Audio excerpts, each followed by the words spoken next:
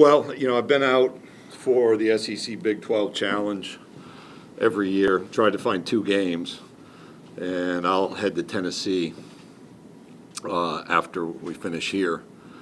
So that's one. Two, I've been out for championships, so cross country in Baton Rouge, soccer in Orange Beach, football in Atlanta, and then traveled to bowl games and was able to do it in a healthy way. So passed my COVID test. I got my result yesterday morning, and I personally enjoy the visits. I miss, probably like all of you, the chance to see real people, not on a flat screen on an iPad, but to watch a competition, which is what we're trying to support in the best way possible. So to see it gives you a little bit of adrenaline, actually. Greg, just overall, how do you think that the SEC has handled COVID? You've got through football season, you've got through lots of other seasons, and now we're into basketball. I went through, with athletics directors earlier this week, if you will, an after-action review from the fall. It began with what did we expect back in July and August, and there was a knowledge that there'd be disruption, but I'm really proud of how everyone's worked to handle disruption. I was talking to Ryan about relocating a football game from Baton Rouge to here on short notice, adjusting and calling Jim on a Monday and saying, "You remember that game you were playing against Arkansas on Saturday? It'll be at home, but it'll be against Vanderbilt." And the dominoes of those types of activities. So really proud of the flexibility and collaboration, but also we've done it in a healthy way. You're going to have disruption. We had disruption yesterday between Texas and Kentucky, which you hate, but it's just an environment we're not able to control and haven't been able to control for the last 11 months. You just have to react, and really proud of how people have acted to support healthy competition, but reacted when there have been the disruptions. Greg, how do you expect the process to work with rescheduling postponed basketball games? We've already got at least 2. There's that finite number of days that are available for the conference tournament. There are, and you have to accept we may not be able to play everything. And we fought as hard as we could. I mean, fought being just the word of the struggle in football, and eventually, 69 of 71. If you'd have told us that in August, that would have been like a victory parade moment. So in basketball, on the men's side, our dates are late in the season, and intentionally so, to try to move through. If we have multiple disruptions in a week, we may have the phone conversations like that Arkansas at Missouri shift to accommodate, and then a couple dates late where we could fill in. So the opportunity to play all the games still remains on the men's side. Just this morning we announced on the women's side, appreciate Robin and Jim, we had a late disruption, which actually caused a pivot on our testing protocols to test earlier, so we didn't have teams traveling with disruption, but announced the rescheduling of the Missouri at Auburn women's game and I think 3 others. So we'll be caught back up in women's basketball February 7th, and we don't have room at the end. So that's going to be a question of can you manipulate the schedule before the tournament, or you'll have a loss of games, which Jim's in the back of the room. I think I've been open and honest to say we may lose games. You have to be okay with that. And you're going to be in a percentage-based seeding with the tournament, but you may lose games. Don't want to, but you may. Greg, is there any talk about not playing those basketball tournaments and maybe preparation for keeping the teams that are going to get bids healthy for the NCAA tournaments? Well, we can keep teams healthy and play a tournament. There's actually very few conferences. In fact, the roster for me begins with 1 that have played a postseason tournament in a sport in this COVID era. And we did that in women's soccer. All 14 teams over 10 days, staying in different hotels. We stayed healthy, named a champion, and when you think about the domino effect there, Sarah Fuller's around, comes up here, kicks off, and then kicks extra points in the Tennessee game and is involved in the presidential inauguration. So we know by trying there can be great stories. I've also said we're going to wait as long as we can to make major decisions. So we're going to prepare in a healthy way, submit a health plan to Davidson Metro Health in Nashville and Davidson County, and be prepared to play a tournament on the men's side and do the same in Greenville on the women's side.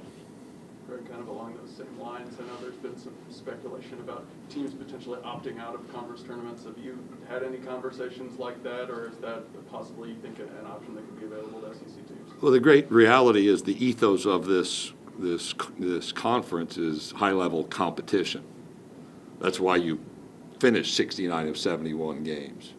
That's why we played highly ranked teams in games on December 12th when others didn't. Are we going to have conversations if we need to? We had a healthy dialogue with our athletics directors about the focus on playing the season as scheduled, and that will continue to be our focus, particularly around the health of the participants. How concerned are you about financial challenges that have popped up across the industry and what that might mean for the future of college athletics as we move forward? The reality in this environment is, as I've said this many times, really to athletics departments on Zoom calls. You know, the great thing about what's happened is I can have a lot more interaction. I'm not there with living, breathing human beings, but can communicate directly. So in those times, I've said there's no place I'd rather be in this circumstance than the Southeastern Conference. So that's the start of how I look at the finances. We performed well last fiscal year against projections, and in fact, increased our revenue distribution, and we're working to maximize our revenue distribution from our conference out. But you can see in what I'm sure would have been a full arena in a normal environment, an impact today with probably 25%. And we've talked continually with athletics directors and even presidents and chancellors about the impact. How do we adjust our practices? How can we maximize revenue distribution in this environment? But also have listened and shared information about how people are adjusting, whether it's not filling positions, reducing travel groups.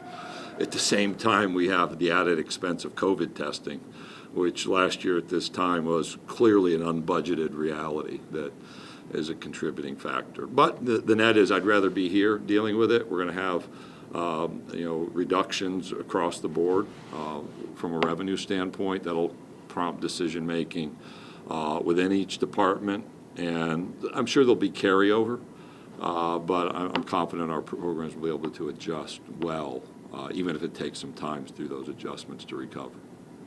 Greg, is the football bowl disbursement affected at all by their bowl game cancellation, or is it just that money not going into the pool for all the SEC? I missed the first part of that. Missouri's football bowl dispersion, is that money still, how is it affected by their bowl? We haven't changed our revenue distribution formula. So we had a call on a Sunday morning with COVID testing realities here that brought a stop to that opportunity. We had 3 on our side, and one, ironically, TCU wasn't able to play Arkansas. So that affects the money that goes in for distribution, but doesn't affect our approach.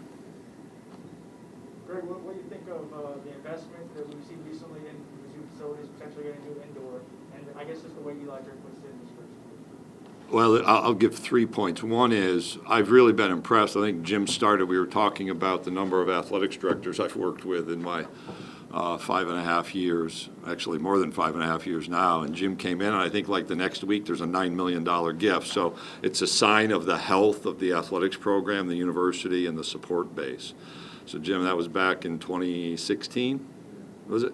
So that's like one of the first data points. And then I've watched the news not only about the vision, which part of it was fulfilled in what happened in the end zone. You drive by the softball field. We played our tournament there. I think first year that a new softball complex was open, and then the vision forward on what's being built, but also the public support for the University of Missouri and its athletics program. I think those are great signs. And then, I think Eli, Mike, Lane, Sam, last year's 4 new coaches, had we talked at this time about expectations, when we walked into March, April, May, everything was wiped off the table. And so you have to give credit, I think, to every program.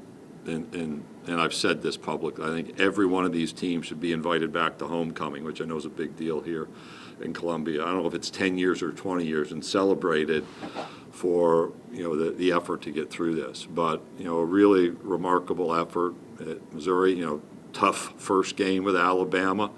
And we were on the phone about, COVID testing and learning a lot, learning about team departures. And then I haven't evaluated it, but enough displacement within the schedule, maybe the most disruption of any team. Oops, that's my fault, I'm sorry. As much disruption, we'll say that. When the microphone falls, you probably shouldn't say absolutes. And the ability to adapt and adjust and continue forward, I think, is a tribute to the leadership Eli provided to his team. Anything else for the committee? How soon do you think you'll see packed stadiums again in the SEC? My degree from Cortland State and Syracuse didn't give me, I didn't take the pandemic planning course. I knew I should have opted in on that elective. I just didn't. We rely on our doctors. I think there's some light at the end of this right now. You see a really severe downward trend generally in numbers that we're still having people affected. So our thinking about how we adapt needs to be maintained. We can't become complacent as a society or as a conference. And there's some hope that in the fall we can move back towards normal, but I'm not able to guarantee that. In fact, we announced a football schedule on Wednesday and followed it up with like my mantra last year, which is we're going to prepare to play the season as scheduled, but recognize the circumstances around the virus are going to guide us in our decision making. And what I've said to athletics directors, presidents, chancellors, our staff repeatedly, and others is we have to be prepared to play as scheduled, and we can pivot off of that. What we can't do is, it's almost the tournament question, we can't chase every story, every nuance, every observation. We have to be prepared to play as scheduled, and we can pivot off of that. And so that's the focus as we look towards the fall.